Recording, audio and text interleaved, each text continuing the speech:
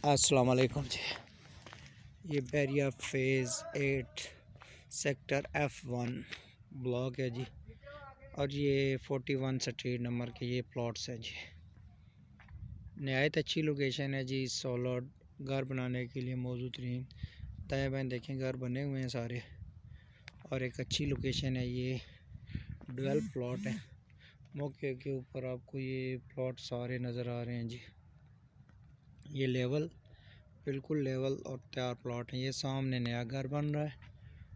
अलवासे property, नज़दीक Bairia town, head office phase 8, hub commercial में जी। ऑफिस नंबर 4 है अवकाश समी, और पटवार टीवी से।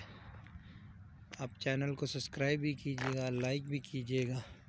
और बैरिया टाउन की कोई चीज़ सेल करनी हो या ज़री रकबों के हवाले से तो भी कॉल कीजिएगा, और चैनल को सब्सक्राइब कीजिएगा, वीडियो को लाइक कर दीजिएगा। शुक्रिया।